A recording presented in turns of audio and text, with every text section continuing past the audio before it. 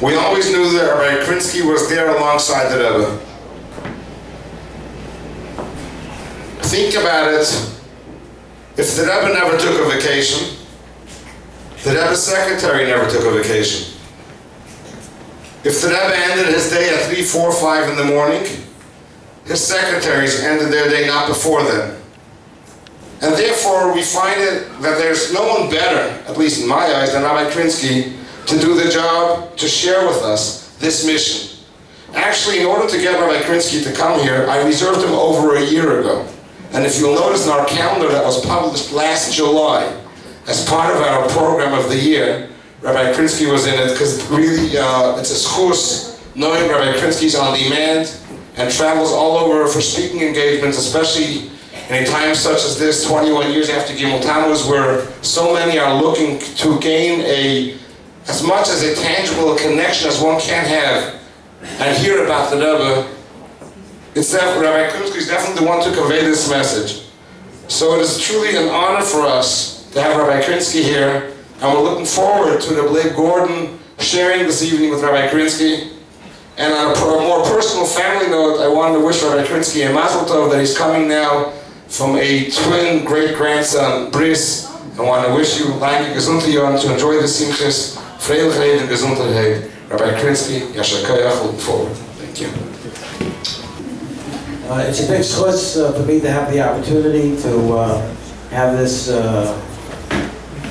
dialogue with Rabbi Krinsky. It gives me an opportunity to be able to explore a time that I lived through as a young man, as a young boy, a young man in Crown Heights, that I was sure was never going to end.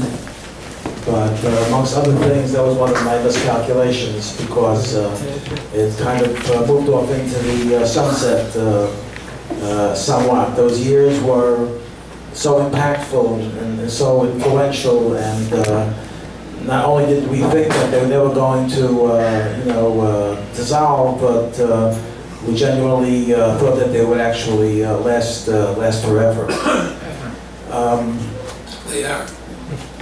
Baruch Hashem, yes, that's good. They continue on. But those were really great salad days. Those were heydays, I think, for the American Jewish community, for Chabad, the evolution of Chabad, and the way things advance and progress and go on today. There's a lot of subjects we want to cover, diverse subjects pertaining to your involvement and experience, and probably the person spent the most time with the Rebbe over the 40 years that, over the more than 40 years that you worked with the Rebbe. Let me start by, I was in preparation for tonight, I went to the oil last night just to breathe it in a little bit, and I started to see a little hints of shluchim arriving from the airport, from all parts of the world, putting the suitcases aside, trying to figure out where we were going to sleep last night. I spoke to some of them from Eretz Yisrael. They weren't sure where they were going to sleep. They said they were going to sleep in one of the adjacent houses that Chabad has bought over the year, but that they would have to leave those houses as the VIPs began to arrive closer to Shabbos, is what they communicated. So I was wondering if you could share with us, because the oil has become such a focal point of Chabad in general, with people flying from all over the world, from different continents, just to spend a few minutes or a few hours there. Was it anticipated over the last 20 years or prior to the Historicals, was it anticipated that the oil would become such a focal point, such a hub of activity? Well, let me back up a little bit. I happen to remember, maybe you do too, in 1950, when the previous Rebbe passed away in Yud Shvat, for months and even years after that, the Rebbe talked very much about the Alter Rebbe, the Balatanyas, Mamorim, and Sefer Atanya, about bringing from the Zohar, that Tzaddik et his pater, when a Tzaddik passes away, is ishtakach b'kul almin yatem b'chayehi. He is to be found in a spiritual way more than in his lifetime. I was a young teenager at that time, and I didn't understand why the Rebbe was talking about so much about the Yehel. We had the Rebbe, We loved him, and we might have more time to speak about that tonight. I hope we will. And we weren't missing anything. Yes, on Yud Shvat was a Shabbos, 8:30 in the morning. I remember it very vividly when the Rabbi passed away, and the funeral was the Sunday midday. I cried like a baby. I was by the previous Rabbi for Yechidus before my Bar Mitzvah in 1947. And I was by several Farangins of the previous Rabbi upstairs in the second floor in 770 Eastern Park, with the headquarters where the Rebbe lived. And I felt very close. And I was wondering, why is the Rebbe talking so much about the cheshivos, about the significance of the Yatim B'Chayehi, that he's to be found more so spiritually than in his lifetime. But as time went by, after Gimel Tammuz, or when Gimel Tammuz happened, I should say, we really began to understand what the Rebbe was talking about so many years before. And it was very cathartic. It was very encouraging that we're not lost. The Rebbe is with us, albeit spiritually. But Yatim B'Chayehi means literally, in a sense, in a spiritual sense, more so than in his lifetime in our world today.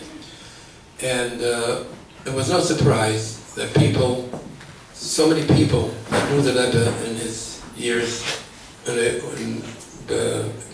Elam Hazeh, he touched so many lives, hundreds of thousands, if not millions of Jewish lives, and lives of other people too, not necessarily Jewish, by the way. And they early on began to flock in certain intervals and to spend time by the Yale in prayer and meditation, and just to be there. It was comforting to an extent, to a great extent. One of the shluchim that I met last night at the Isles, I told him what we were going to be doing tonight, and he related to me that he heard in Eretz Yisrael, one of the staff of the Isle of the Rebbe in 770.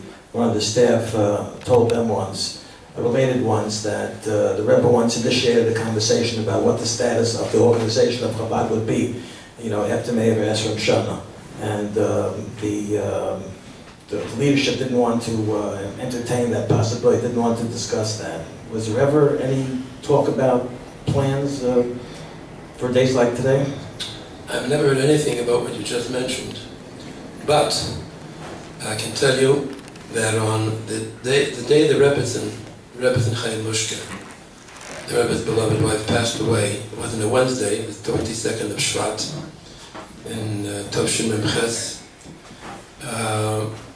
The funeral took place at about 12:30 in the afternoon, early afternoon, and the Rebbe came back from the funeral, and he sat Shiva at his home on President Street, 1304 President Street, and people started coming in, lines of people were lined up around the corner to come in and be Menachem Ovo, and the Rebbe received everyone with a nod, and that's an Omin after the Nichum. And then the Rebbe davened Mincha, by that time around 3:15 in the afternoon, and he went up to the second floor of his house, to his office, his house office, where he would work to the wee hours of the morning when he was home.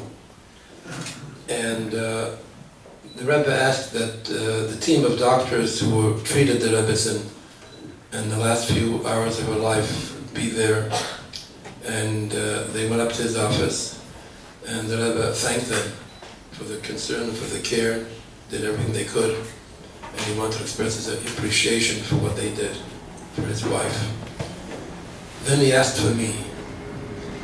I was downstairs. I went upstairs to the Rebbe's room, and he told me a number of things. First he said that he wanted to make a will. There was nobody else with us, just the two of us. He wanted to make a will. He said in his lifetime with the Rebbe's, and they never discussed it, they never thought about it, but now he wants to write a will. And he wants to have it finished, if possible, within the week of Shiva.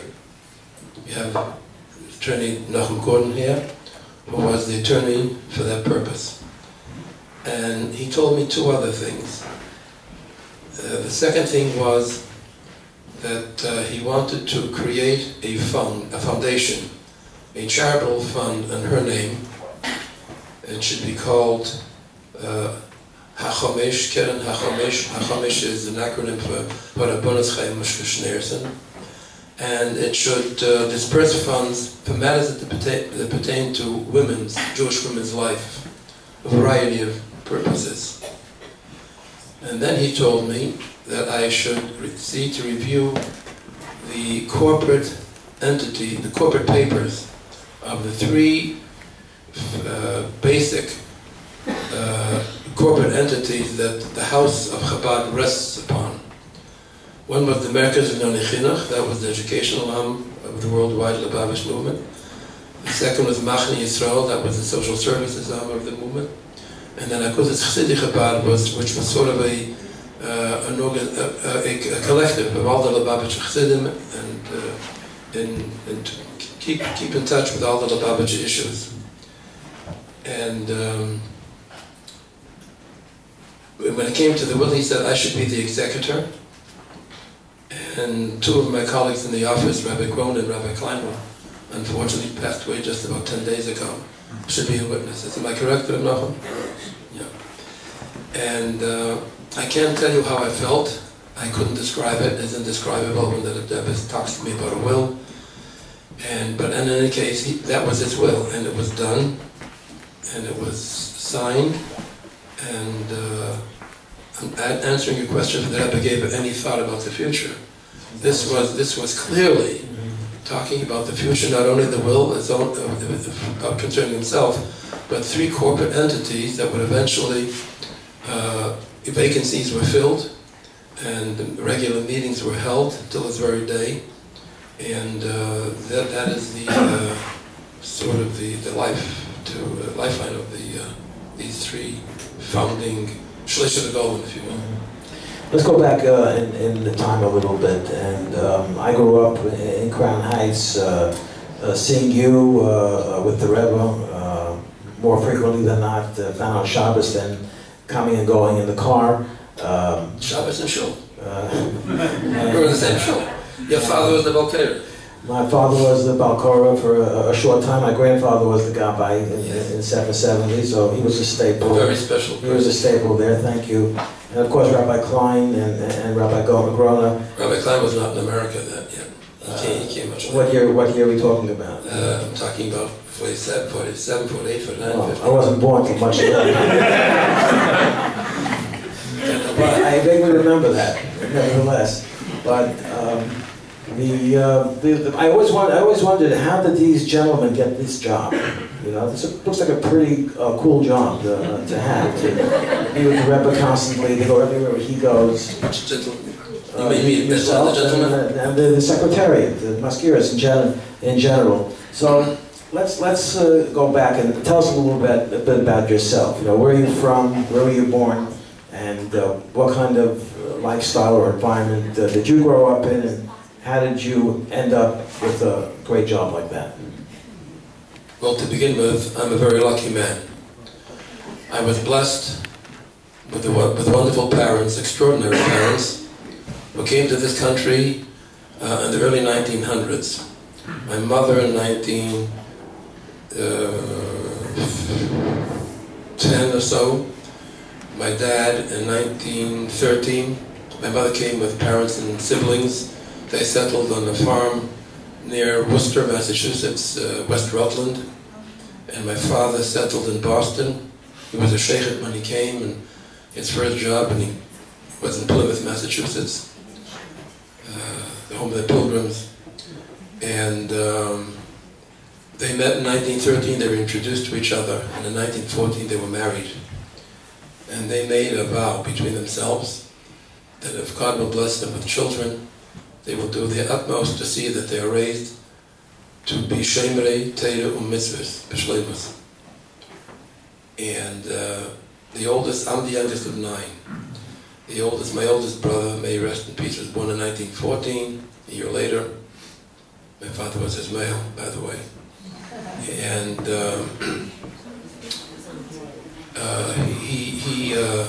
he was the first. And then, of course, I was born when my parents were in the mid-40s. I was sort of a ben zekunim. and I was loved very much by my siblings and spoiled. And at that time, in 1933, there were no day schools. There were Hebrew schools, afternoon schools, but nothing, no day schools where you could go, you learn how to daven, learn chumash, etc., and progress. There was no such thing. And so we all had to go to public school. So I went to elementary school, and then junior high, and then for high school, I thought I would try to get into what is known as Boston Public Latin School, which is one of the finest high schools in the country, and it's more sort of a Harvard prep to some degree. And I took some exams that summer of 1947, and I passed, and I went to Latin school. It involved a trolley and a subway and another bus to Alston. It's right near Harvard University. I went for a while. I was 12 years old at that time in high school. And my parents decided in their wisdom, thank God, that it was time for Yudel. That's my name. I hope it's an affectionate name. Yudel, to go to New York to Lubavitch. So they decided that I should go, if I'm going to go, the study sessions began after the Yom Tovim, after Shemini Atzeres and Pastora, but they decided rather than to wait in Boston till after the Yom Tovim, it should be interesting, they knew, to be with the Rabbi in New York on Shemini Atzeres and Pastora. So one of my older brothers, who was going back to New York for studies, and in any case, and during Chol Hamoed Sukkot, they decided to send me along with him and to spend, even before I was registered in the school, in the yeshiva, Shemini Atzeres and Pastora with the Frierdiker Rebbe. So the day before Hoshana Rabbah, the fourth day of Chol Hamoed, we took a Greyhound bus from Park Square in Boston to New York, took the subway to 770 Eastern Parkway. My brother set me up in one of the dormitory rooms so I was comfortable and made sure I had meals to eat. And the first night, the night of Hoshana Rabbah, the custom in Chabad is to recite the whole Tehillim, the whole book of Psalms after Chatzos, after midnight.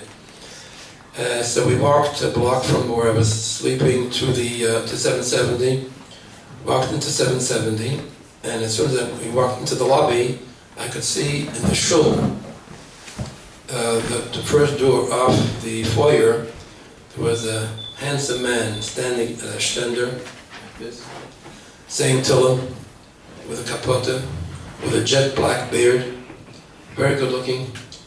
And my brother tells me that's the Ramash, that's the Rebbe's younger son-in-law. Well, I knew who the Ramash was, I knew who the Rashag was, the older son-in-law, I knew who the Rebbe was. I grew up in a home that was really at the Chabad center for New England. When the three previous Rebbe, 20s, 30s, and 40s, would send shluchim, emissaries to New York or to America, and if they would stop into Boston, our house, the Krinsky house, is where they came to. Many of the taxi drivers knew that, and the people would eat there and sleep there, sometimes a few days, sometimes a week, sometimes longer. They were very much at home, and it was kosher. My father was a sheikhet. We only ate fish from his shette, meat and poultry, and my father made his own wine. My mother baked her own challah, and it was very, very comforting. And the previous Rabbi appreciated it in the course of years that my father's and some of the siblings of mine, brachos and letters, for all the things that they needed. And so it was Lubavitch based, and Shabbos at her home was spectacular, retrospectively. It was probably one of the, no, I can't say it was the only one in the country, but certainly it was one of very, very few, where the children were brought up in that milieu. So when they sent me to New York, I knew very much who the Rebbe to be was, and as a kid, it was before Bar Mitzvah, as I said, when the first night of Shemini Atzeres, the Hakofas were recited, were done in shul downstairs. What year was it? 1947. Mm-hmm. 46.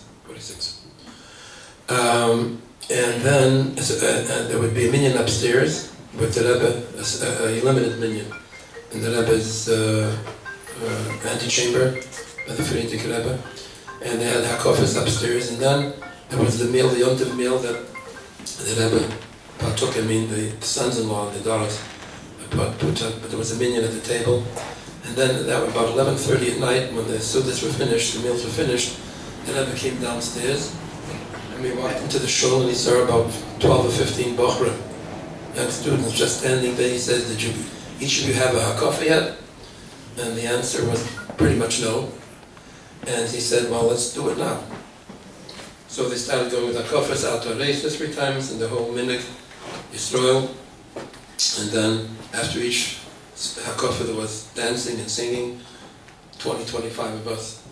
And I just wanted, I didn't want, in the circle, I didn't want to put my hand on the Rebbe's shoulder.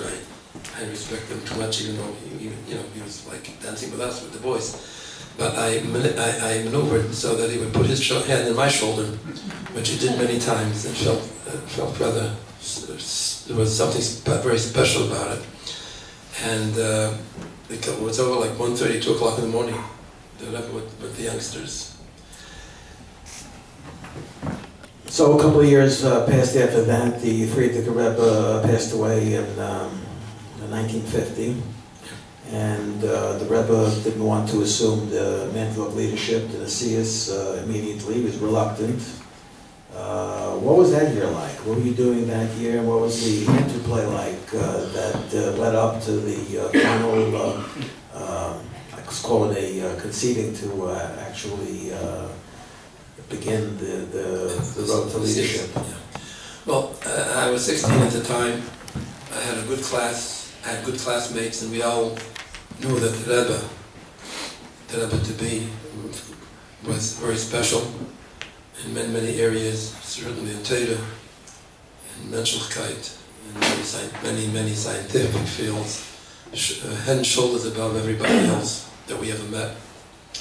And my classmates knew then on Yud Shvat, not 1951, but 1950, that the Rebbe would be Rebbe, and for all regards was Rebbe. Life could not wait, couldn't put it on hold.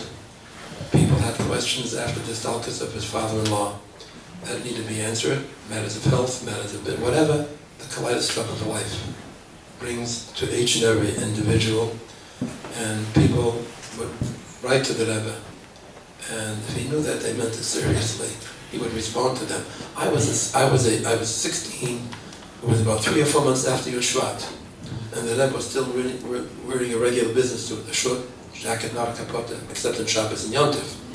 But he worked, and I remember he used to work in the office and walk back from his office to the America's office, the configuration of the 770 first floor.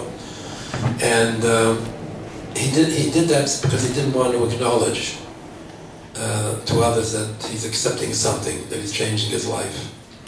But we knew that was just kalapi chutz. That was only for other people, but not for the people who really seriously respected him to the extent that they did. So there was the 4th month after the stalkers of the previous Rebbe, I received a letter from my dad asking me to mention to the Rebbe a sheikhet who worked with him, who had a serious illness, and he wanted a bracha from the Rebbe. And I sent a note into the Rebbe, and a few hours later, I hear the Rebbe's looking for me. I mean, I'm just a mitzvah, I'm 13 years old. He asked me to come into his office. I went in, and he says, "You wrote to me about a sheikhet, a friend of your dad." He says he knew the name of the sickness that he had, and it seems that he had a lot of knowledge about it, the Rebbe. And he says, Boston is a city with a lot of research, medical research going on. And it takes 6 months, he says, for results of research to trickle down to the doctors in their offices and when they see patients. And he thinks there might be something new in this field, and they should inquire in some of the medical centers to see if there's truth or how to ameliorate the situation. And then he says to me, "Does he learn Chassidus, this sheikhet?" I just nodded. I didn't know him. So he says, you have to see that he should have a refuah b'derech hateva in a natural way. So your father should begin learning chassidus with him. That's the natural way. He'll have a refuah. I was a kid. I realized what the Rebbe was saying. This was an answer from a Rebbe. This wasn't an answer from a medical consultant or somebody that just what he was right there, because he knew how I felt, and if you felt the way you should feel, the Rebbe took cognizance immediately. So during that year, the inner circle, those that were close to the Rebbe, it was understood that he was going to be the next Rebbe. There was no doubt in my mind, as I said, what the elders thought I wasn't privy to. I knew there were some things going on, but I didn't care, and I didn't know, and I didn't care. So as Rebbe Zalman said before in his introductory remarks, he probably spent more time with the Rebbe than almost anyone over 4 years. And he also mentioned that there was never any downtime. He was never off duty, so to speak. So the question is, was there ever time that the Rebbe was off, that he relaxed, as far back as you can remember? And if there was such a thing, what was that like? And if there wasn't, why not? A relaxed Lubavitcher Rebbe is a contradiction in terms. It really did not apply ever in my life with the Rebbe. Before the 40 years in the office and during the 40 years, there simply wasn't, there was no such thing. It was 24/7. It was 24/7, literally. Because in Shabbos and Yom Tov, there were things you had to do too. So does that mean you never had a vacation either? Is that serious? Well, let me tell you two occasions that happened over the years. My father took ill.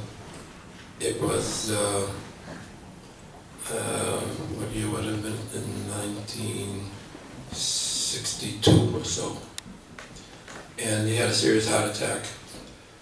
And I flew up to Boston to visit him. I had to come back the same day. There was a few years after that, I took my wife and some of the children, I don't remember how many there were at the time, and took them up to Swan Lake in New York, where no, that was before Camp Yisrael. It's before Camp. Yeah. No, but it wasn't the Camp Yisrael. And got there about 4:30, 5 o'clock in the afternoon, and I get a call from Rabbi Chodakov, who was the Rebbe's chief of staff. He says, "Where are you?" I said, "I was going to come back tomorrow morning." He says, "No, you have to come back tonight." And I went back to the office. I left my wife and children then. I went back. So that's the extent of the vacation. Can you talk about, let's switch subjects for a second. And can you talk about the Rebbe Simchai Mushka and her role in the Rebbe becoming the Rebbe and in the leadership capacity over the years? I love to talk about the Rebbe Simchai Mushka.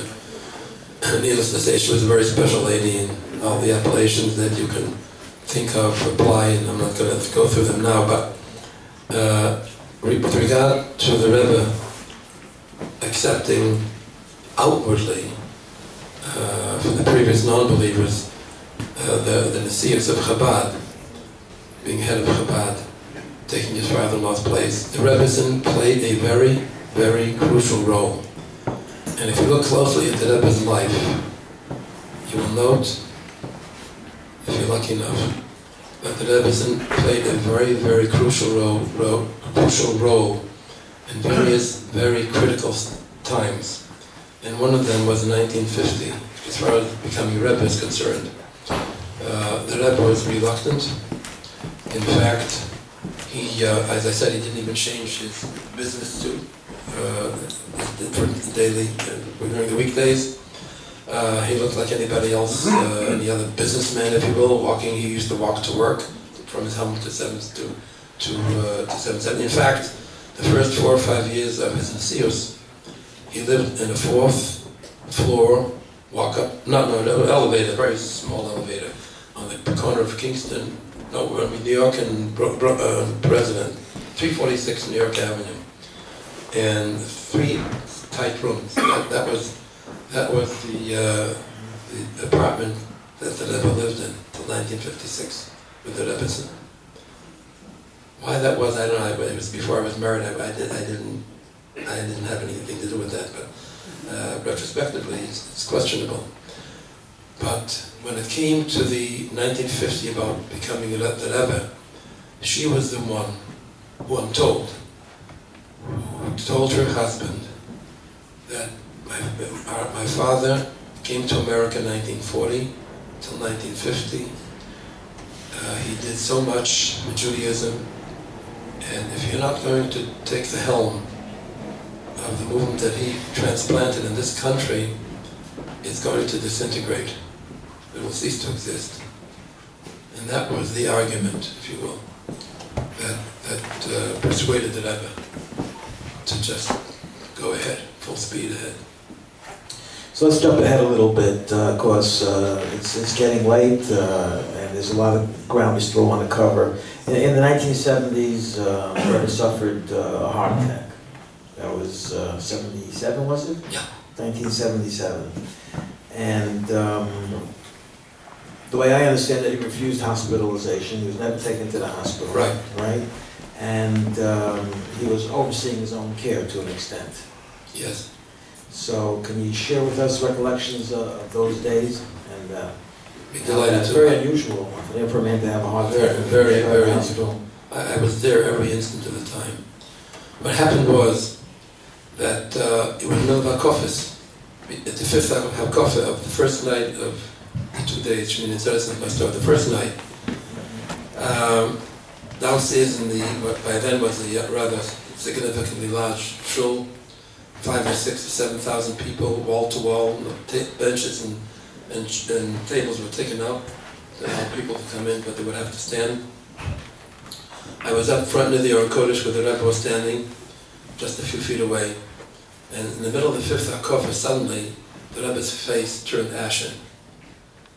And he was standing, and then he supported himself on this chair that was next to him, and then he sat down. This was extremely unusual. And you could see something was awfully wrong, but who knew what it was? And the Rebbe insisted in finishing the Hakofis, the 6th and the 7th. The custom was that the 1st and 7th Hakofah had just the Rebbe and his brother-in-law, Rabbi, and he insisted in going that Hakofah, and when he got to the 7th, like nothing happened, went back to his place, said Oleinu, and went up to his room.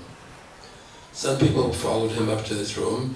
There were some guests, physicians that were not there, formally as doctors, but they were doctors, one from Cleveland, one from Manhattan, another two people, that they were there. They came as guests for Yom Tov, Siddish doctors. And they didn't have a stethoscope, they had nothing to check what's going on. And but one of the doctors said to the Rebbe that, you probably haven't eaten. I know that Hoshana Rabbah, that day, I know the Rebbe's schedule was extremely difficult and troublesome. And so one of the doctors rightly said, Rabbi, you have to eat something, drink something. So the Rebbe said, okay, but it's Shmini Atzeres, you have to do it in the sukkah. So the Rebbe went up to the sukkah in the front lawn, and wine and cake was brought for him to make Kiddush. And as that was happening, the Rebbe came walking from her house in President Street into the sukkah. So she was there when the Rebbe made Kiddush for himself and for her. And she sat down, and we sat there for a while. I stood there for a while. And then it was decided that Rebbe should go back into his office. In the meantime, there was a bed brought down from an upper floor that he could rest a little more comfortably than sitting in a chair. And then the question was, what do you do?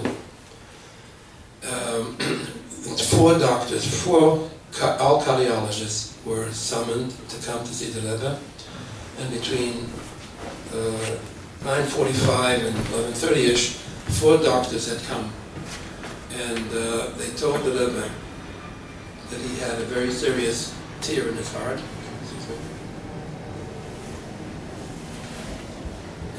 And then he had to go to the hospital. He can't be treated in his office.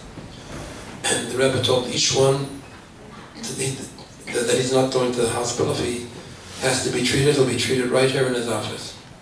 There was no equipment and there was no doctor. Each doctor, as soon as he heard that the Rebbe is not going to the hospital, left with deep regrets and pain, but they couldn't accept the responsibility of the Lubavitcher Rebbe with a severe heart attack, doing nothing.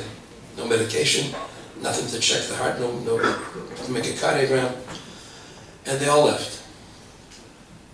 In the interim, there was one doctor from New York who worked in Jewish hospital, which was at that time about a 10-minute walk from 770, Prospect Place. He brought some equipment and a cardiograph machine, and they hooked up the Rebbe, and the wires were hooked from the Rebbe's room to the antechamber, the Gan Eden Tachten, and people were watching the heartbeat and things were pretty smooth, quiet, I should say. Still no doctor showed up. No doctor would come. If he came, he wouldn't stay. And around 5:30 in the morning, the doctors realized that he's fibrillating, that the heartbeat is becoming very irregular, and that's very dangerous, very, very dangerous. And there's nobody there for medication or to make a judgment call what to do.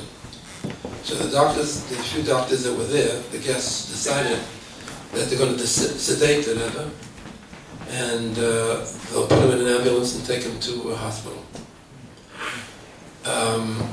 In the middle of all of this, the Rebbetzin came walking down from the second floor from her mother's apartment, and she comes down to the antechamber of the Rebbe's room, and she says very cool, calm, and collected, what's going on. So the doctors told her about the situation and all the ramifications, potential ramifications. And she said, so what do you want to do? So they said that we want to sedate him and take him by ambulance to a hospital. And she's next of kin, so they needed her opinion and permission. So she says, again, she was a petite woman, fragile, very, very, very nice looking. And she says to them, they were so cool. In all the years that I know my husband, I don't remember even one instant that he wasn't in total control of himself. I cannot allow you to do that. Now, what do you do? That's quite a dilemma. I walked out of that antechamber across the foyer into the office, the America's office where the secretariat sat.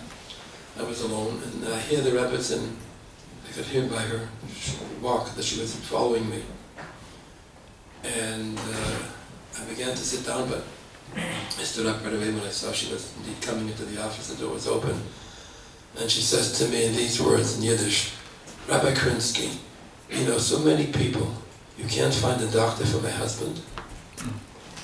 And as soon as she said that, I had this bolt of light in my mind, and I reminded myself that I know there's a doctor, a cardiologist, a young fellow, but very, very good, very, very successful in his practice. But he lives in Chicago.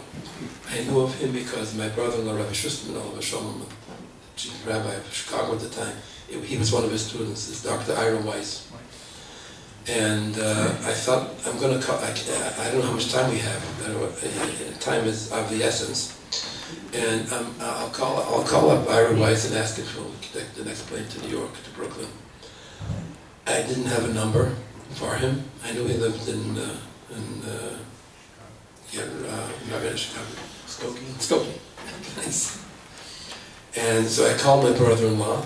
He was an Orthodox rabbi with a long beard, and he wouldn't pick up the telephone. So I let it ring like 20, 25 times, and in his wisdom he realized this must be important. He picked up the phone. I said, Herschel, it's an emergency. I told him what's going on. He says, here's Ira's number. Call him. It was early in the morning. I woke up Ira Weiss, doctor. I told him what's going on. And he says, well, I'll be on the first plane out, but in the meantime, call a colleague of his from Harvard. He's Dr. Tischholz, who is a cardiologist at Mount Sinai Hospital in Manhattan, lived in New Jersey. call him and tell him that I asked him to come, and I'll meet him there as soon as I can. But he'll get there before me. It's crucial. Every minute is crucial. So I called Dr. Tisholz. He came around 10:30. He sized up the situation. Ira came. We got a police escort for him from LaGuardia Airport to 770. And by 1 o'clock in the afternoon, the Rebbe was perfectly stabilized. And Ira said to me on the telephone in the morning, he says, Rabbi Krinsky, whatever you do, if the Rebbe does not want to go to the hospital, nobody should dare do anything against his will. Because if it's done against his will, it can cost him more than he'll be trying to save. So that was the Rebbe's judgment. Another critical time in the life of the Rebbe, that we are all grateful to her. Again, I want to inject a little story about the Rebbetzin to show how important she was in our lives. It was in 1954. I was a student, a few years before my marriage. It was the Rebbe and the Rebbetzins' 25th wedding anniversary. It was a Shabbos, Yodalet Kislev. There was no Farbrengen schedule on Shabbos. But after davening, the Rebbe said he was going to Farbrengen, and he came out. And it's a very memorable Farbrengen. There was a small crowd. I don't know if you were there in those years, maybe 40, 50 people. That's what it was at those years. And at one point during the Farbrengen, the Rebbe said that this is the day, the 25th wedding anniversary, this is the day that brought us together, you with me and me with you. What he meant to say was, he was a Rebbe because of the Rebbetzin. And it was that extraordinary happening that gave us the Rebbe. It was because of her. It's quite amazing. It's great insight into their relationship. Let's switch to another subject. Let's talk about Israel a little bit. The Rebbe played a very vital role in Israeli politics and was a great advocate of not surrendering land to the Arabs regardless of any circumstances. He was very steadfast and insistent about that, I think. Absolutely. So what was the Rebbe's motivation on this position when sometimes the political experts thought otherwise? Motivation? Well, politics does not mix with honesty, with truth. They are opposites. You know, they say abortion, let's say, is political. It's not political. For those who are concerned about it, it's a very religious matter. They call it political. The Rebbe cared for his people. He cared for the Holy Land. He cared for everything that was near and dear to Yiddishkeit, and it should be near and dear to each and every one of us. But you know, aside from the fact, of course, that you have the first Rashi in Bereshis talking about Kech Masa Vigal Yame, about the people will ask you, what do you got to do with Eretz Yisrael? You should know that God created the world and He was the one who gave us Eretz Yisrael, and that's where it's holy and it belongs to us. That's of course, to us it's a rational reason. It's biblical, but it's rational because that's our life. But aside from that, the Rebbe always emphasized the fact that it was not only that issue, which is important enough, but it was really the wrong thing to do. And I think time, history, recent history, just back generation or two, gave evidence, clear evidence to by pacifying those who want Jews to relinquish territory that they can spill their blood for, is dangerous, physically dangerous and harmful to the Jewish people. Look at Gaza. Everyone doesn't remember that Gaza was returned. The Jews were Gadership. They were chased out of Gaza. They were taken against their will, most of them, from Gaza. And by the way, they haven't been settled properly until this very day, and that's a major, major problem. But look at what happened in Gaza. It became a nest of terror. Does people still think that it was the right thing to do? If they would have listened to the Rabbi, we wouldn't have had the whole sort of. So Was there ever any discussion? I mean, it seems like a natural fit for the Rebbe with an entourage of Hasidim or leadership to travel to Eretz Yisrael. And it seemed like something that was unnatural, but the Rebbe never, not only didn't he travel to Eretz Yisrael, but he really didn't leave New York for all those decades. But let's talk about Eretz Yisrael. Was there any talk or contemplation or consideration about going to Eretz Yisraal at any point? It was very conspicuous that the Rebbe, despite the fact that he created Chabad and many other villages and cities, and has to this day hundreds and hundreds of shluchim combing the whole land, Yom Safena and Negba. But yes, it's conspicuous that the Rebbe has not gone to Eretz Yisrael, and I never asked him about it, because I didn't think I'm the one who has to ask him about it. He knows, he can take care of his business pretty well without me. But you know, one of my obligations in the office when I came there right after my wedding in 1957 was to create an office of public relations for Chabad in New York, at headquarters. And that's a long story in and of itself.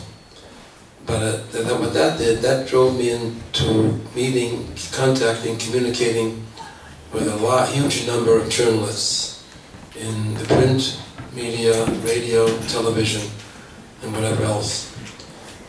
And so I was it was regularly asked of me by the journalists, how come the Rebbe doesn't go to Eretz Yisrael? And I kept putting it off, looking for an answer that would be acceptable. So I decided. I had a conversation once with Charles Krauthammer. You probably know who that is, Charles Krauthammer. We had a lot of phone conversation, and one time he asked me, "Why didn't the Rebbe go to Israel?" So I figured, you know what? Now I have a chance. I can ask the Rebbe that Charles Krauthammer wants to know why the Rebbe doesn't go to Israel. So I didn't want to do it face to face with the Rebbe. So I wrote the Rebbe a little memo, a little note. And a few hours later, I got it back. And the Rebbe says, I haven't found a place in the Shulchan Aruch of Rav Shulchan Aruch, the founder of Chabad, who wrote the Tanya, Rav Shulchan Aruch. I never found in the Shulchan Aruch of the Rav a dispensation, a heta, to leave Israel once you go there. And so this was obviously a spiritual matter. If the Rebbe would go there, he would not be permitted to leave. Makes sense. Yeah. And the Rebbe also felt, in addition to that, you know, the captain is the last one to leave an abandoned ship, as it seems. And he felt that he was needed. He could serve the Jewish people better by being where he was. And he sure proved it. People speculate over the last 20 years about the possibility of the big another Rebbe in Lubavitch. People speculate from outside Lubavitch very often about the leadership, there being another Rebbe appointed to lead, and you have a whole generation of young people in Crown Heights, and mostly in Crown Heights, which is expanding its borders also greatly with a great population. And people have expressed concern about the younger generation and leadership. What are your thoughts about that? The Rebbe was such an enormous, incomprehensible stature that you couldn't find anybody alive today that could even partially fill those shoes. You know, this book, the Rebbe, that came out from Joseph Telushkin about the fact that I think it's unquestionable. It's no question about it that in the past 100 years and maybe more, there's never been a human being like the Rebbe. And if you look at what he accomplished, what he's accomplishing, you know, again, having to deal with journalists, when the Rebbe took ill in 1992, after Ehel, by the way, you know the history. The pundits were saying that with this, if the Rebbe can't communicate as always, and he can't be hands-on in the leadership of Chabad, then Chabad is going to collapse. It's going to destroy itself. And I knew that wasn't true. I knew that the seeds that he planted were going to be enormous activities. And what the pundits said, what they said, I wasn't the prophet, so those that I dealt with, I could just tell them that you're wrong, and history will prove you wrong, and history proves that they were wrong. But when you look at what the Rebbe constructed, the Rebbe had no children, the Rebbe said. But he, in his wisdom, and I was there from the beginning, in the early years of his nesius, when he started this institution, quote unquote, of shlichus, of sending out young men and women to places near and far, to connect with Jews, grassroots, wherever they are, whoever they are, and build communities, build Batei Chabad, build communities. It was difficult in the 50s, it wasn't easy, they weren't accepted in many communities, they had to struggle, help wasn't forthcoming, certainly not financial help. But after a while it caught on. It caught on, and it grew, and it grew, and it grew. And that, yeah.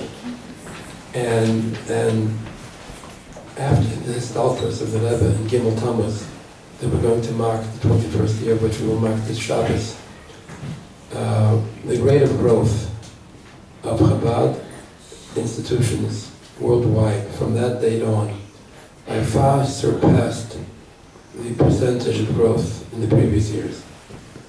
And it doesn't stop. And I'm proud to be able to tell you that before the last Kinnus in November, the annual convention of all the shluchim, 5,000-6,000 shluchim, and the women come in February for their Kinnus. I had a call from a journalist. He says many questions, and I know the journalist for a long time. So it's very fine. And he says, Rabbi Krinsky, I have one more question. How many shluchim went out in the past 6 months? 6 months? I said, I don't really know. I never stopped to count. So I told him I'll call him back within an hour. I'll check with him, with the office, with the database. I called him back within the hour and I said, 85 pairs of shluchim went out in the past 6 months. So that if you do the math, it comes out to about 2.5 pairs a week. Every 2 or 3 days, there's a new pair of shluchim going someplace in the world. Sometimes it's to open a new area, and sometimes it's to fill a need of a particular shliach for a new program, for a new building, for some expansion activity going on the thousands of Batei Chabad around the world. And he says, what? I says, look, he trusted me, but he was amazed, as I was amazed. And I told him, if you want, within 5 minutes, I can send you the names and addresses, the family, the names of the children of every shliach that went out, of the 85 pairs, their fax numbers, their email numbers, telephone numbers, and the mother's and the father's names, and anything you want. He said, I believe you anyways. Are there still geographical areas of the globe where there are not Chabad shluchim? Yeah. The real estate is getting less and less. What locations are currently on the drawing board? Would you know? How about Mozambique? I'm not kidding. Mozambique's on the drawing board? Yeah, it's on the drawing board. I'll take probably maybe another year. I was visited by a couple that was born in this country. The husband was born is from Manhattan. The wife is from New Jersey. They have 2 children. They had an office, a law office in Lisbon, Portugal. So they speak Portuguese. And when we sent shluchim to Lisbon, that was the first time about 3 years ago, this couple gave them their house to use as a Chabad house, a beautiful mansion, because they were going to Mozambique to become a lawyer. He was a lawyer, she was a designer, and it's a long story. And so they came to my office one day, prearranged, with the shluchim from Lisbon, and says, Rabbi Krinsky, we heard that you said that the Rebbe said that no community should be left without a shliach. No Jew, not a single Jew should be left behind. I said, that's not just a slogan, that's our aim. No Jew will be left behind. And I told him that there's only one problem. One of the one of the qualifications for getting a shliach to come to your place, there has to be a mikveh, a kosher mikveh, within easy distance. You shouldn't have to fly 2 hours to it. So, and do you have a mikveh in Mozambique? He said, no, not yet. But there was a building that one of the dictators gave back to us, and we transformed it into a shul. And there's enough room for a mikveh, so tell me how much does the mikveh cost? I said this quickly. I said that there's no end how fancy you can build a mikveh, and it's preferable to make it nice, to make it inviting for people. But if you want to build a mikveh at the least cost and be kosher, it's about, there are plans about $25,000. He says, okay, so we're going to do that. He took it upon himself. There's a couple that did that are going to build the mikveh. As soon as the mikveh is ready, we're going to have to send this to 35 Jewish families. What's the name of the capital? Maputo.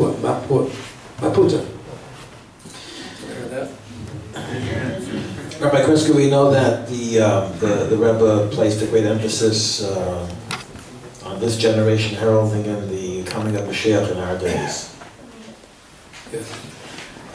Was it a misunderstanding that some Hasidim believed that the Rebbe was Mashiach?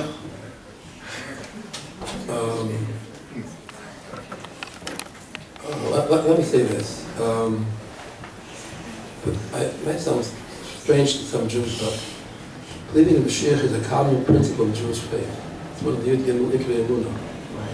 If you walk down Fifth Avenue, stop some fancy lady and say, do you believe in the resurrection of the dead?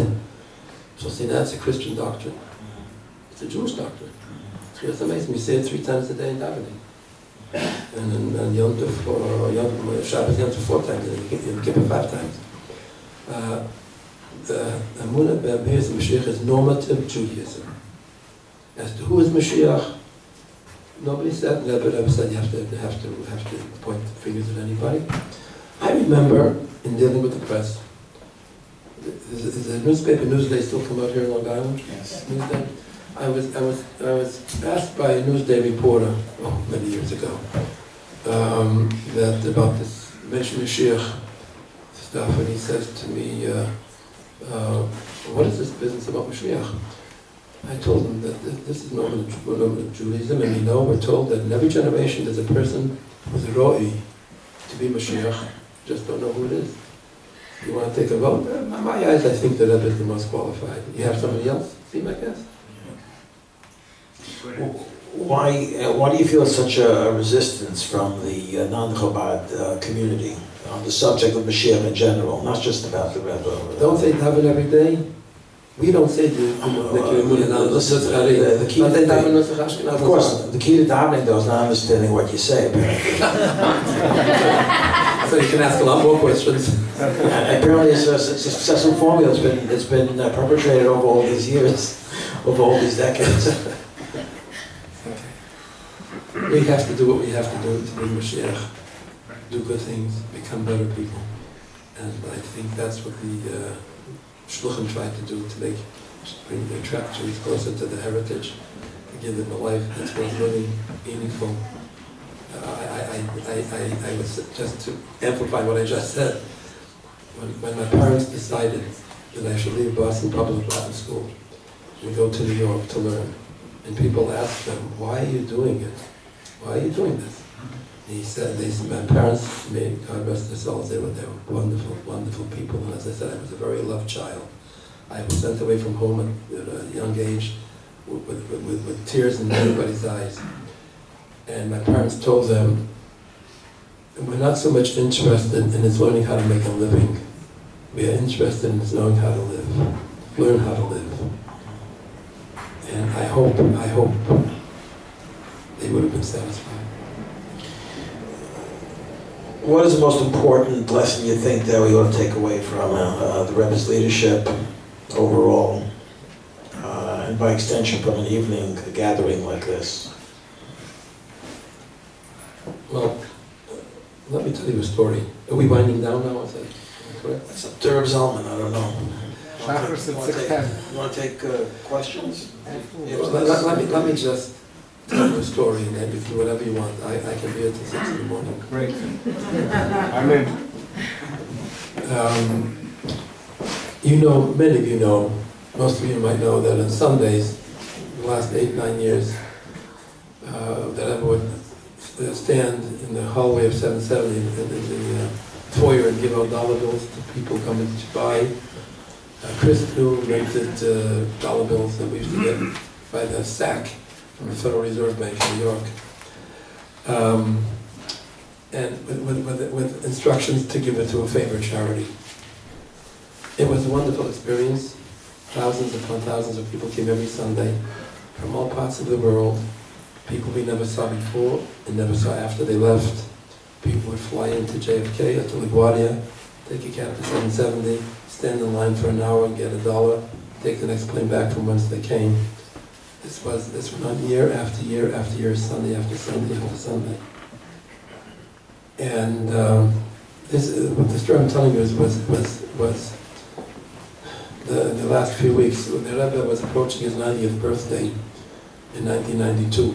It was going to be April, 4 days before Pesach, Yudalef Nissen, 1992 was his 90th birthday, and for months before that, press was hovering around Crown Heights, stopping people in the street, visiting the institutions, certainly bothering me in my office for history, for facts, for all kinds of things.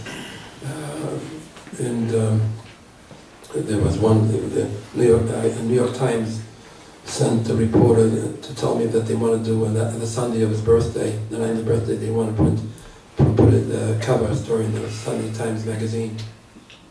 And Spector, his name was. I knew him from the Washington Post before that. And he took up a lot of my time. But I know that was part of my job. I couldn't consider him a nuisance. I wanted it to be accurate. So what happened was, there came a time that he said to me, can you show me where the Rebbe lives?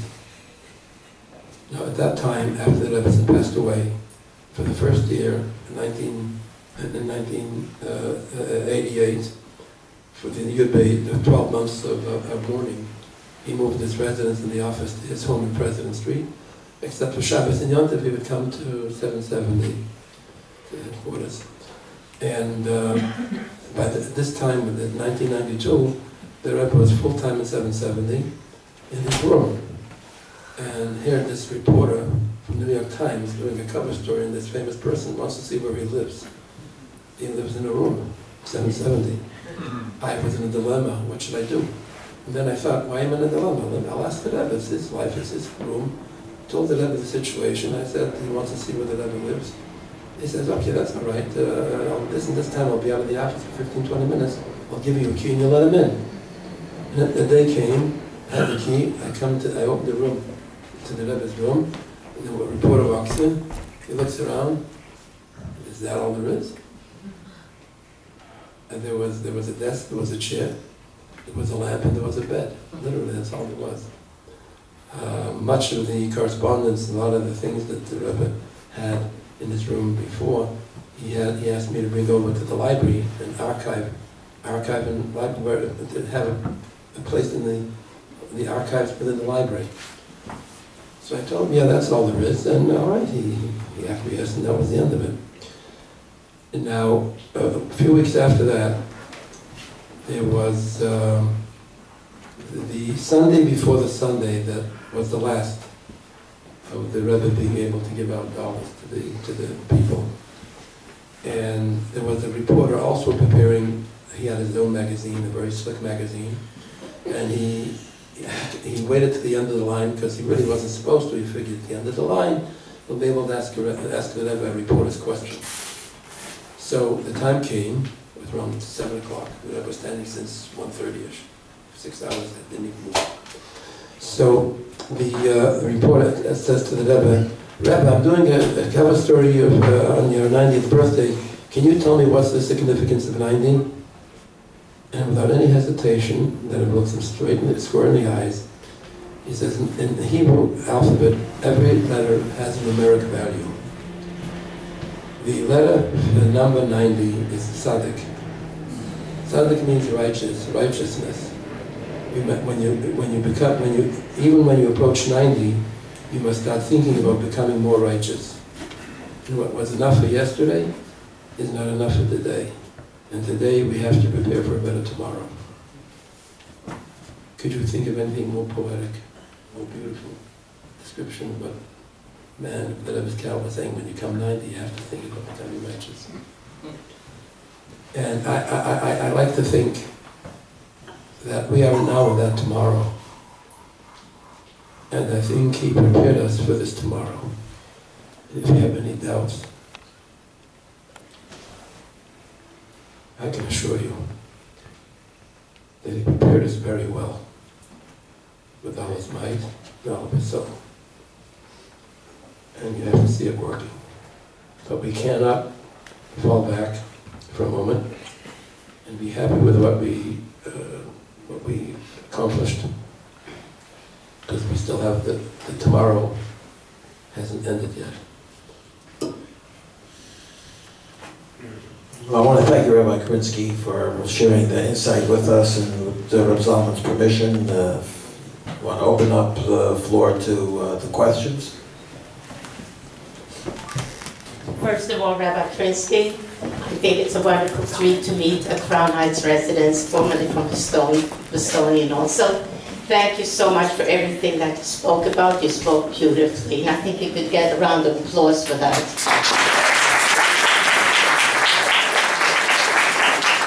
My question was, you never really did answer, how did the Rebbe pick you to be the member of the Secretariat? You never got a straight answer on that. I wasn't asked. I don't remember the question.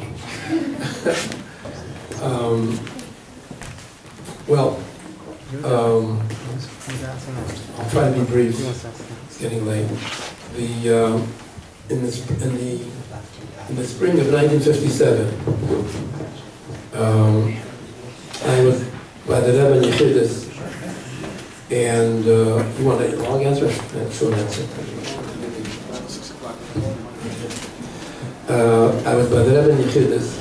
I was a student at the time, and after the Rebbe finished with answering my questions, he told me that he's going to put my name on the list of eligible bochrim to become chassanim, to find shidduchim. And it was not at my initiation, it was the Rebbe's initiation, so I just nodded and I left. A few months later, I received word from my parents in Boston and from some of the faculty in the yeshiva that there had been inquiries about, what should I say, shidduchim. And I didn't know what to do. And so I figured, what do you do when you know what to do? You ask the Rebbe what to do. So I asked for another yechidus by the Rebbe, and I went into the Rebbe, and I told him the Behemshech, what the Rebbe told me. A few months ago, I had a list of names, 5 names, from parents who were interested in meeting, the daughters, dating the daughters. And I told the Rebbe that I don't know what to do. So the Rebbe stopped at one name and says, what about this particular young lady, the name of the family? Now her mother learned in Lubavitch, the real Lubavitch, in Lubavitch of Lubavitch. He was a sheikhet. He was the sheikhet of the previous Rebbe. He only ate from his shkita. Very fine man. I happen to like him a lot. He was very, very fine. And I knew his wife as well. But I didn't even know.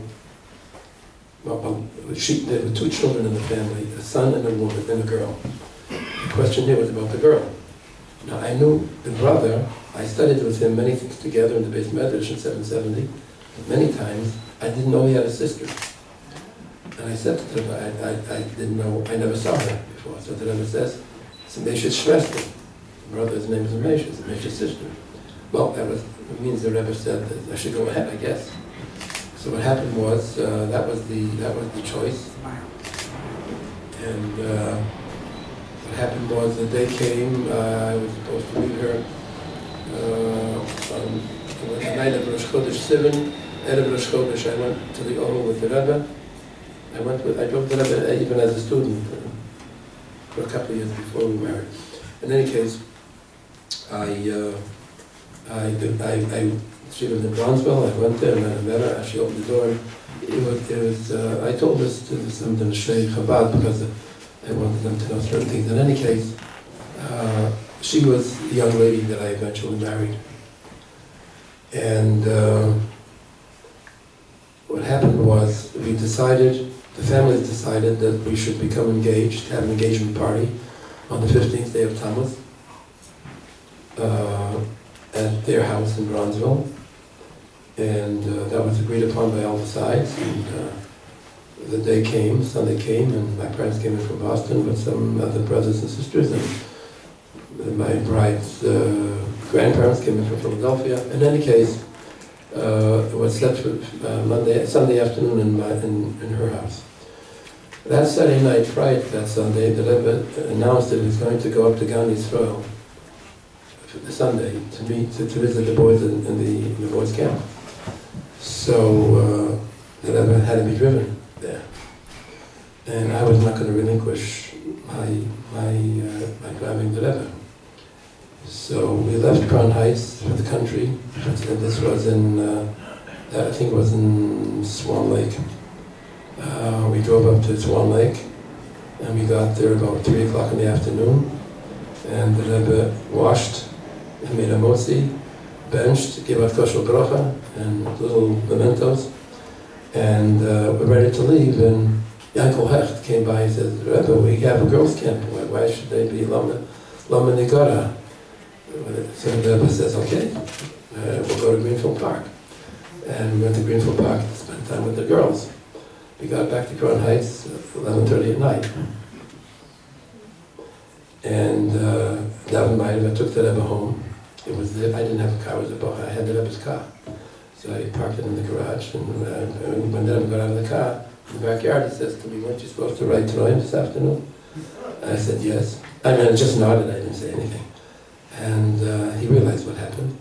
And he started giving me brachas, some that I heard and some that I couldn't hear. But it was to me it was worth it. And I parked the car, I walked down the driveway, I see her brothers waiting for me to take me to the house, to the alleged Tanoim. When we got there, it was around 12:30. Everybody was gone except my parents and her parents and she herself and some of my brothers-in-law, sisters-in-law. And I was concerned that I let her down, my young Kala. I really felt bad for her, and I didn't know what to expect. They lived in the second floor on top of a shul. I went upstairs, and she was gleaming. She was gleaming. She knew I wasn't at her engagement. And actually, if I knew then, what I knew later, this was like a precursor. This was like a hachana, preparation for my years in the Rebbe's office, because this is how everything went, if you get what I mean. So what happened was, subsequent to that, our wedding was set for 10 days before Rosh Hashanah, Chof Elul, and that summer I went to the regular Mecca Shlichus with my Yidin Nefesh Shalom label in basket, and we went to the West Indies, Miami, Puerto Rico. We came back, it was for Chofov, about a month, almost exactly a month before my wedding. 2 weeks later, Rabbi Chodakov, that I mentioned before, the Rebbe's chief of staff, was looking for me. And he says, he had some questions about the report we sent in about our visit to the West Indies, and then he says to me, what do you plan to do after your wedding? I said, I don't know. To many people, it sounds very strange when I tell the story about me getting married 10 days and you don't know what you're going to do for a living. But nevertheless, that was the truth. And then he says, how would you like to become part of the Rebbe's Maskilos? And I wasn't sure whether it was a dream or it was really happening. But I knew instantly that this was not coming from Rabbi Chodakov. For the Rebbe's office, it came from the Rebbe. But the Rebbe wanted it to go to in a way that in case I don't want it, I shouldn't find it difficult to say no, Rebbe. Which I would not do anyways. But in any case, that was it. And then after the wedding, after the Sheva Brachos, it was just almost like a few days before Rosh Hashanah, so I was told that I should show up for work the first day after the first day after Simchas Torah, which I did. And if you want to hear a little bit of an interesting story, I can relate it to you. I think it's worth listening to. One of the first days in the office, during the first week, it was about 8 o'clock at night. I was all alone, and I was doing something in the office, and the intercom rings, and that intercom was coming from the Rebbe's office. I picked up the phone, and the Rebbe asked me if I could come into his office. I mean, I've been in the Rebbe's office before, and I took the Rebbe's many times, so it wasn't, well, I mean, it wasn't something that I couldn't bear. So I went into the Rebbe's room, and he was sitting at a corner of his desk, not where you sit in front, like this, he was sitting in the corner like that, working on a document, correcting it, adding and crossing out and drawing arrows where things had to be inserted, etc., etc. He told me to wait. I was watching him for about 5 minutes. And then he got up and showed me the paper, and it was, I knew the Rebbe's handwriting very well even at that time. And he hands it to me and he asks me if it's not too difficult for me to retype it. It was in Hebrew. I said that I would, and he says, it might look confusing, but don't be confused. We'll start from the beginning, you do word by word, and line by line, and at the end you will see that it'll all work out. Now, that was, I understood what he was saying. This wasn't just a lesson how to do that letter. This was a lesson how to live, and that I'd like to share with you.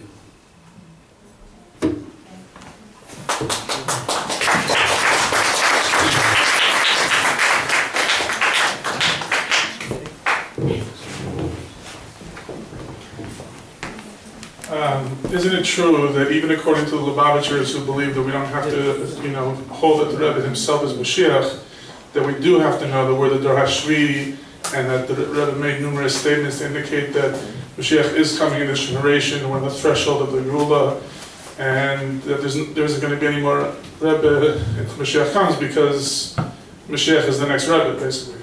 Isn't that true? I don't know about basically whatever the Rebbe said is true. What hasn't come true will come true.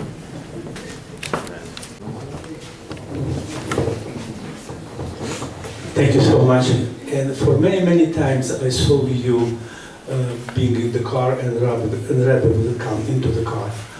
And I would like to ask you, if it's possible, what and how were you feeling when you were driving with Rabbi, just very short distance to the Rabbi and breathing the same air and so forth? What was your feeling, especially in the beginning of your career and many years later? How you felt? Thank you. It was a good feeling, very good feeling, very special. I would say that I've been blessed. My whole life has been a blessing to me and to my family, knowing what was really going on. I don't mean not just the knowledge. I mean, it was an aura, an atmosphere that you lived in 24/7, and it was just something very, very special that I can't even describe. It's indescribable, because any adjective that you would use would be inadequate, and even a lot of adjectives. It was an inyan like Ein Sof.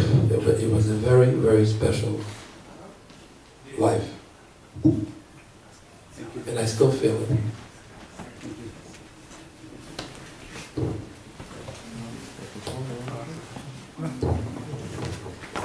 Was there ever a conversation that you had, or ever initiated a conversation that surprised you, that you wasn't as a result of a letter or a crisis or a scenario? Everything was surprising. It was never everything that wasn't surprising. It was just... In the car? Ever in the car, a random comment or something? There's no such thing as a random comment back then. There were discussions, yes, there were discussions of various and sundry nature. I was actually his employee. He paid my salary. So he had a right to ask me or tell me whatever he wanted, and he did. Did you ever point out, or in the car, did you ever point out something that he saw? Yes. It's an interesting question. The question was, did the Rebbe ever point out something in the car as they were driving? Yes. The Rebbe was in the car. We were driving over the Brooklyn Bridge to Manhattan for a certain purpose. And I told the Rebbe that was going towards New York. If you look up to the left, you can see the Twin Towers. And he looked. I could see he was looking. And you know what he said in Yiddish? They gucken natürlich sehr hoch. They don't look to be so tall. That was pre-9/11. I didn't realize what he said until 9/11. Is that story? The story where the Rebbe wants to motion to someone to lock their door on the highway, is that true? Not true. Not true. Okay. So no one has to know it's not true.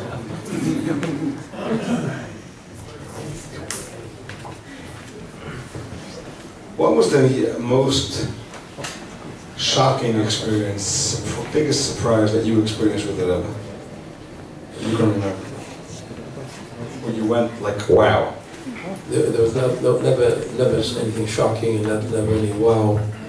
But I can tell you something that happened once that proved to me that anything you really, really, really want to do, you can do. This happened in 1990. We were coming back from the Yoho, actually. Lag BaOmer that year was on a Sunday. This was the week before Lag BaOmer was a Tuesday. And Lag BaOmer was on a Sunday, which means that there was going to be a huge parade in front of 770, which the Rebbe attended and spoke to in love to watch the special little children. And he asks me if it's possible to mint a coin that he can give out to the children, to all the children on Lag BaOmer. This was Tuesday, late in the day. And the Rebbe probably knew we never did such a thing. Never did such a thing. I never did such a thing. I had no idea how you mint a coin, what it involves in terms of time, the cost, etc. So I told the Rebbe, I'll get back to the office, we'll make some calls, which we did, but it was already, most places were closed. It was like after 6, 7 o'clock. So we got up the next morning and some people tried to shop around where they mint coins, where they stamp them. And everybody said that you have to, it's going to take at least 60 days. You have to, first you need artwork. Then you have to transfer that onto a mold. Then the mold has to dry. And then you have to stamp. So I wrote to the Rebbe that what it seems from this investigation, the quickest we can have it is probably a month or 2. So the Rebbe wrote me a note saying, apologizing, that it's his fault. He took the blame on himself that he didn't think of suggesting it before. Well, when we in the office saw that the Rebbe was blaming Ashmosi, that he did something wrong, that couldn't stand under any circumstances. In the process of investigating the method of printing coins, of stamping coins, we found out what the procedure is, and we put our heads together in the office, a couple of us, 3 or 4 of us.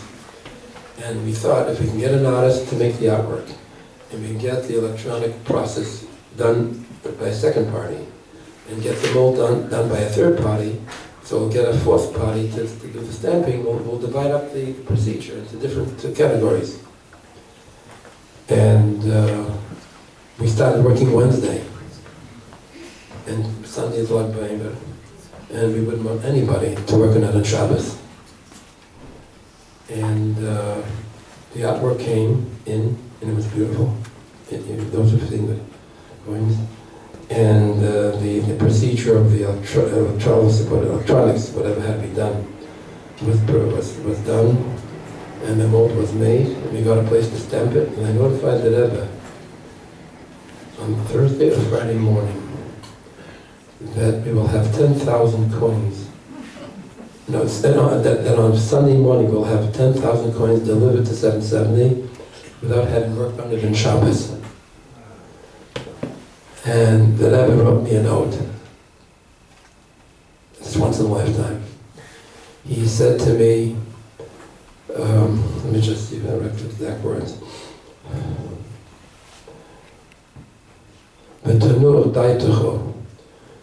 You should have peace of mind. Like you caused me to have.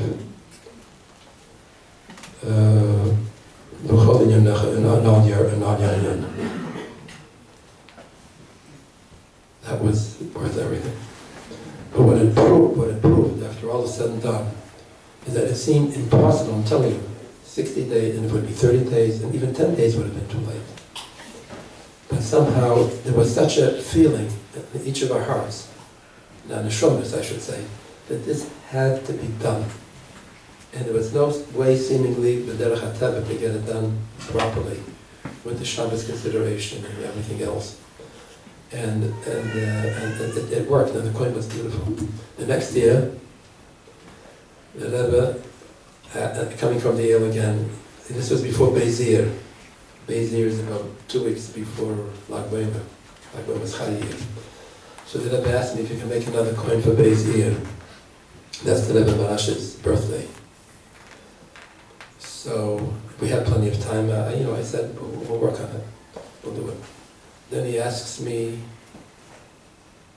he says, what's the connection between Lag BaOmer and Beis Yir? Because last year was Lag BaOmer, it's Beis Yir.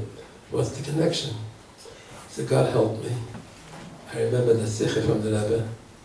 I said, the Rebbe taught us that Beis Yir and Lag BaOmer have an affinity. When you count the Omer from Pesach to Shavuos, so Lag BaOmer is Teferet Shabbat Teferet, is Heit Shabbat. When you count backwards from Shavuos to Pesach, so Beis Yir is Heit Shabbat. He accepted that. And we made the coin. Those are the only 2 coins of Tafshin and Tafshin Aleph.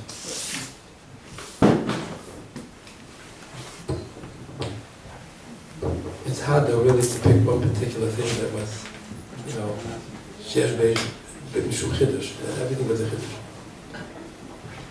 Shmuel Jacobs wants to know if the Rebbe had a favorite niggin. I know he taught many nigunim, but it's hard to say favorite because he taught us 10 nigunim. You know the nigunim of that? Huh? Probably. It's hard to say. He didn't say which one he liked best, so it's hard to say. There was one from his father that he didn't teach us because we know from before that I think because it was his father's, it was very dear to him. And then you had the nigunim from the Rebbe's going back to the Baal Shem Tov, the Magid, the 3 Tnuas, and the Rebbe's niggin, down to the niggin of his father-in-law that he favored, that we would sing several times a year upon the Rebbe's instruction at the end of certain Fabringens, like Rosh Hashanah and a few other times during the year. It's hard to say. It's like saying you have a favorite child. Something like that. Something like that.